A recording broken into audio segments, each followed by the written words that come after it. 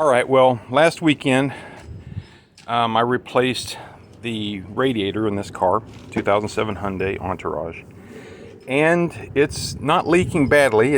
I think there's still a drip, so I'm going to replace the lower radiator hose that I should have replaced. I've got one, bought it online, but that's not the reason. I think that leak would stop eventually on its own, but the air conditioner isn't working anymore. My wife turns it on cool and she doesn't get any cold air. So we disturbed something either with the condenser or the wiring or something. So I'm gonna have to take this apart and take a look at it, see what I can find out. I don't think it's the condenser.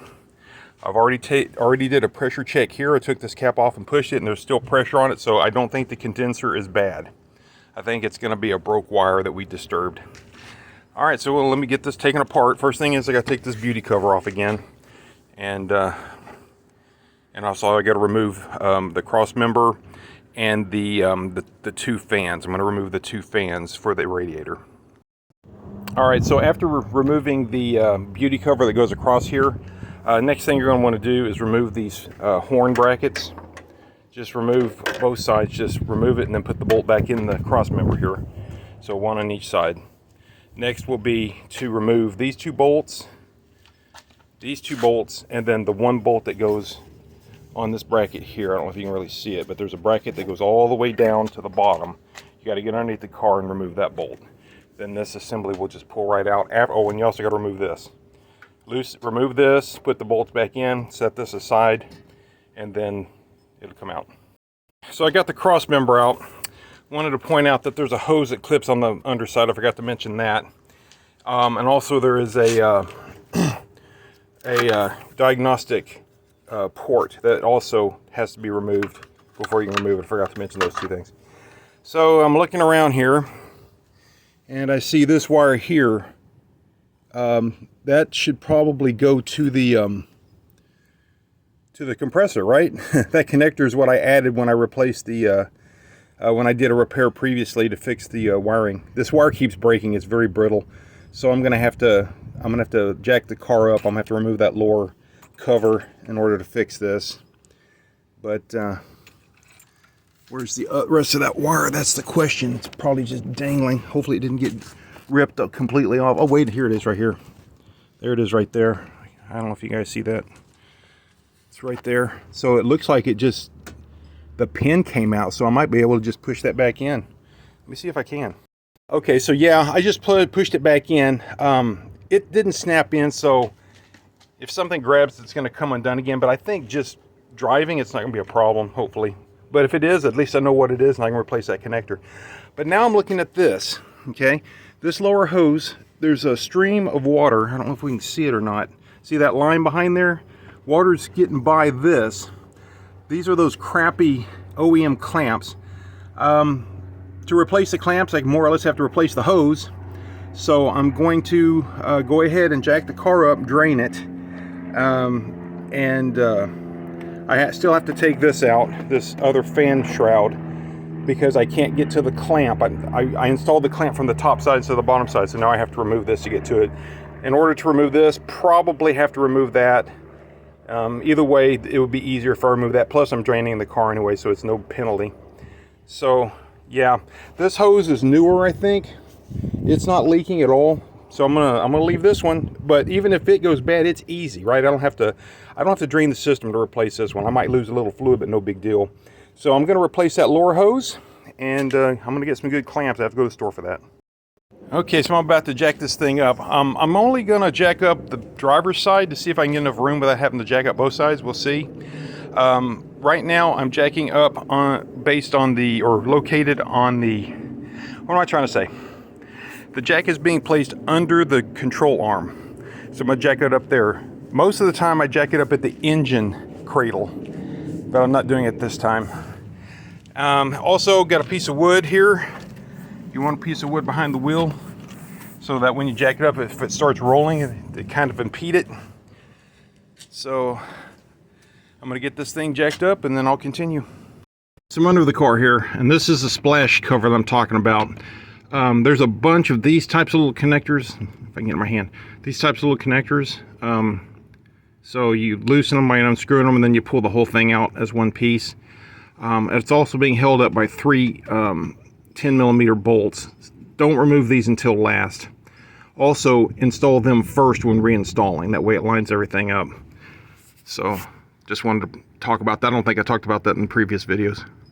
This job is going swimmingly. Everything's going well. Better than I had hoped, actually. I'm fixing to go to the store to get some hose clamps. I wanted to comment, I drained the radiator and I captured it in here so I keep it clean. Since I use the drain plug, it stays clean. It filled that jug was empty. It filled it almost all the way up. So you're losing about a gallon when you drain just the radiator. I did some research online on hose clamps. You can go, I'll tell you this, I usually go to Home Depot for them. They're like $3.50, $4 each though. But they're the best you can get because they're food grade usually. But don't need that. You can go to AutoZone and pay the same. It's going to be $3.99, $4 each. This time I'm going to AutoZone. They have a Hyper Tough brand. Generally speaking, Hyper Tough has always been good. So I'm going to give that a shot, and the reviews on it were really good. So you can get 6 for $4, 6 clamps, but it's a variety pack. So I'm only going to need 2. I'm only replacing the clamps on the bottom hose. The top hose was sealed very well. There was no problem there. And so I need 1 pack, and each pack comes with 2 larger sizes that will fit for these hoses. So I'm headed off to Walmart.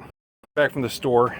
So here's what I ordered from rockauto.com. It's a Dayton brand, pretty much the best you can get. It's very similar to Gates. And I got these at Walmart. And these aren't the cheapest you can get, but they're pretty darn good. This is basically $4 after tax.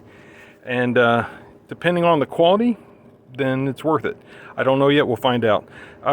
You can get cheaper ones at Harbor Freight, but they are paper thin and they're crap. So do not get the Harbor Freight ones. Go and get AutoZone, or not AutoZone, Home Depot if you want the best quality. Go to Home Depot. They will be the best. And otherwise go to AutoZone or something. But if these work out, then go to Walmart. Here's the reason why we had a leak. See all that corrosion on there? I'm going to need to clean that off with a wire brush. And here's the corrosion. Well, there's the corrosion inside the hose there. That's why it was leaking. There's the replacement hoses. I do believe this one is going to work without having to trim it, but if I have to trim it, I'll have to trim it right here just a little bit. I'm going to try to use it as is though. All cleaned off and ready to start putting it back together. The reason this happened was because whoever installed it didn't put any white lithium grease on there. That's a trick. I don't even know if most mechanics know this or not, but get you some white lithium grease. This is Blaster. It can be any brand, it doesn't really matter. But we're going to coat that real good. But I want to talk about how I got the rust off, or the corrosion off. That's an aluminum housing for the thermostat. So if you ever need to replace a thermostat, that's where it is. I'll show you in a second. But get the smallest wire wheel you can so that you can get behind there without interfering with the wiring looms that are here. These wiring looms, you don't want to get too close to those. So get behind there and clean as best you can. Doesn't have to be perfect. So so the thermostat is behind this. There's going to be 2 bolts. No, 3 bolts in this case. 1 on bottom and 2 across the top. Remove those and the thermostat's right there if you ever need to replace it. It's not a big deal really. I'm not replacing because I don't think it's bad. So I'm going to take that and just spray it on there and then move it around with my finger, and that will keep it from corroding in the future. If that had been done, this would not have been a problem. Alright, so I'm ready to put the hose on now. Be back when I'm done. Got the hose on here. I just wanted to comment that the lower connection, the end of the hose that goes onto the plastic radiator does not need the lithium grease, because this will not corrode, right? Plastic isn't going to corrode. So don't put it there, just put it on the aluminum. When this one here is replaced, if it's ever replaced, the same thing will happen there, but right now it's not leaking, so I'm not touching it. These clamps are actually very good quality. I'm very impressed with them. They're equivalent to Gates brand, I guess, in thickness, and that's really the trick, is how thick is that metal there. So these are very nice for $4 for 2 of them, and plus 4 smaller ones right there. 4 smaller ones. So yep, so let me get this back together and I'll finish up the video. I've got the cross member back in and it's good and tight.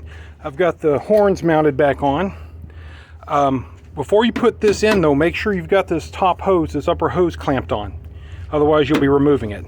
Also make sure that this is routed good. This wire goes down towards the foot pedal, the emergency brake pedal where the driver is. It comes up. It goes underneath this bracket and above the radiator hose. That's how I'm routing it anyway. It might be okay to go underneath it as well, but that's how I've done it, and it's always worked out. All right, so now the next thing is I'm going to attach this. Actually, the next thing I'm going to do is put the water in, make sure we don't have any leaks. Let me do that. So the last thing I did was I installed the hood latch, and before you go any further, you should test the hood to make sure you can shut it and it secures, and when you activate the arm, it opens. So before I do that, I'm going to spray some of this white grease on it, because it hasn't been greased ever that I think, and this is a good time to do that. I'll wipe off the excess. There we go. All right, so let me shut the door, shut the hood, see if it latches.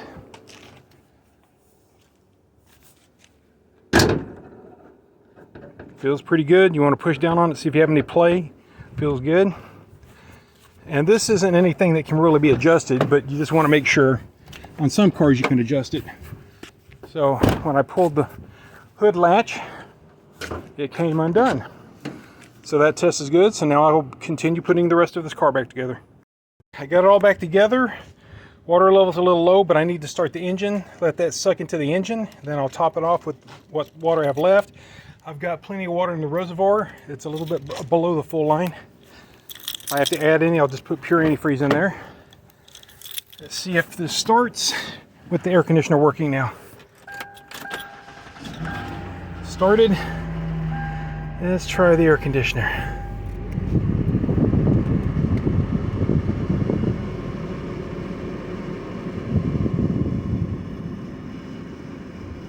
I don't think it's working.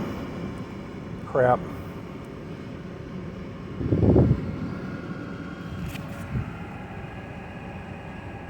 I don't think the compressor's kicking on.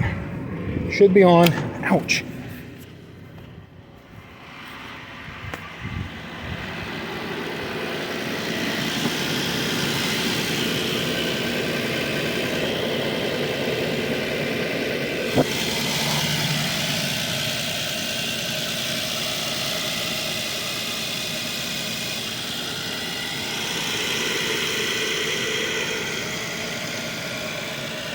I can't get down in there.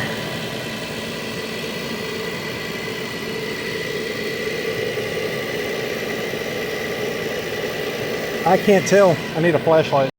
So looks like I've got maybe 2 hours of light today left, so I'm going to try to get this done to where I repair that connection to the AC compressor clutch. That wire had a connector on it that apparently got caught on the passenger side fan shroud when it was being installed last night. It apparently hooked onto it, because I noticed that I did the same thing today, that wire was just right in the way. And so I'm going to try to fix this from up above. I'm not going to jack the car up, and I'm not going to take the lower splash shield out. I'm going to take this cover off again. I'm going to take the cross member off again. And I'm going to take the passenger side fan shroud out, and then I'm going to try to repair it that way. That should give me enough room. So let me get started. I've got it repaired. I've tested it. I've run the AC. It is cooling now. Compressor is running. So I'm in the process of putting it back together. I will briefly discuss what I did at my desk where I'd be more comfortable. But I'm just going to reassemble this the same way I did before. So really nothing to see here. Okay, the connection to the AC compressor clutch has been fixed, and I'm starting to put it back together. I know what happened, how that got broke. It happened when we were installing this passenger side fan shroud. The wire, if you see right here, is just real close to it. So when we put it in, a tab on the bottom grabbed it and yanked it, and it broke the pin internally. So I will discuss how I repaired this on my test bench with the connection, with the actual connector type that I was using, And but that's what happened. When we installed this, it grabbed the wire, yanked it, and damaged the pin in a connector that I had added. Okay, so when the wire got pulled, yanked on by the shroud, the fan shroud, it damaged the internal pin to a connector that looks like this. Pretend like this is the wire, and this is the pin that was soldered onto the wire going to the compressor. It was plugged into the housing. All right, it's plugged into the housing. It yanked it and pulled it, and it damaged the little pins that hold it into the housing, and also the housing may have been damaged. I'm not exactly sure about that, but I went in and put a new housing on it. There's a new housing like that. This is the original. And I also took a new pin and I soldered it. I slipped it over the old pin like that. Well, let me do it like that. There, I slipped it over like that, and then I soldered those together, and then I injected that into the new housing. And then I plugged it in. I did a pull test. It stayed in there good and strong. The compressor is working great again, so that was what I did. Had a little trouble, dropped a pin or two. I had to fish them out, but once I got past that and soldered on, it just connected real easy, and bam, it was done. So that's what I did. The other option would have been to unsolder the old one, and then try to get a new one on the wire with the solder and resolder it, but I thought this was easier. Just keep the old pin on there and solder a new one onto it. Well, that's it for this video. The car is 100% again. Thanks for watching.